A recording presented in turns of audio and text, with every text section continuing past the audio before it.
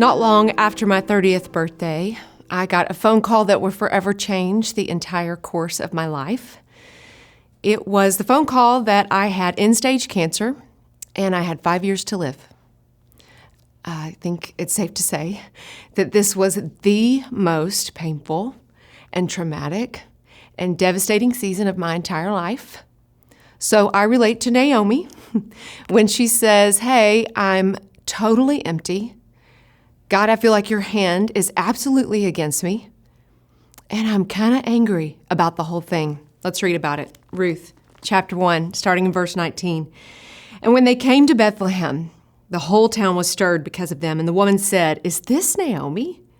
She said to them, 'Do not call me Naomi. Call me Mara. For the Almighty has dealt so bitterly with me. I went away full, and the Lord has brought me back empty. So why call me Naomi? When the Lord has tested against me, and the Almighty has brought calamity upon me." Naomi was so scared and mad and bitter that she wanted to change her entire name, which in this day was a big deal because your name was your identity. Your name defined you. And she no longer wanted to be called Naomi, which meant pleasant.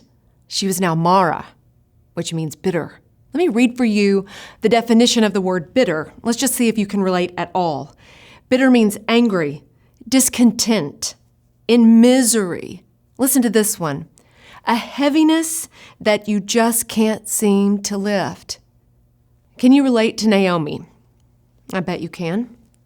Of course she was bitter. Of course she was mad at God.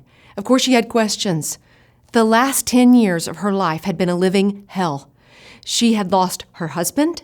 She had lost both of her children, and now she was living as a foreigner, a woman who was marginalized, oppressed, not even a second-class citizen. You and I, like Naomi, are going to go through some extremely painful seasons of life. We are going to feel just like this, like the Lord's hand is against us and we don't know why. Like we're going to feel every feeling at once. A counselor calls this a trauma. The emotions are so big that our brain disconnects what's rational. It doesn't know how to readjust quickly. Picture it like this. You have an encounter, an experience happens, and your brain is flipping through all of these old files, hundreds of old files, to try to find the one receipt that says, "I did this before, I paid this before," and it can't find it. That's what it feels like to have a trauma, where the experience is so great and so big and such a moment of crisis that it crumbles everything you think you know about God, about other people, about yourself. And this is exactly the point. The day I got the news that I had cancer, my brain ran every emotion there is. I was completely disconnected from everything that I knew was real and rational. I had every question for God. I was so angry in one moment and so broken the next. Like Naomi tells her daughters-in-law when they want to follow her, "Get away from me. Don't come after me because I am not good for you right now." I said these exact words to my family because I would be so extreme in the midst of this crisis and this pain. In one moment, I would be weeping in a corner, depressed and asking someone to hold me and hug me and pray with me. The next moment, I would become this terror, violent, snapping everybody. I even broke a mirror. For the first time in my life, this had nothing to do with any other relationship. I couldn't cast blame. I couldn't justify because of somebody else's behavior.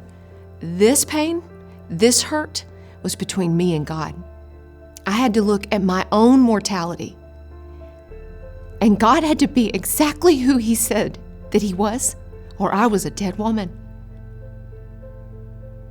This was traumatizing for me. You don't need to receive the phone call that you have cancer to experience a trauma and to know that you are in the middle of a crisis. You and I experience life and death all day long, 100 times a day in big and small ways. From that disappointment, working to quit that addiction, staying in that hard marriage, staying with that exhausting friend, continuing to pray for that child for years who just cannot seem to make a good choice. Through the life of Naomi, God is showing us two truths that we must cling to in life and death moments. All of our heartbreak, all of our pain, big and small. Number one, let yourself lament.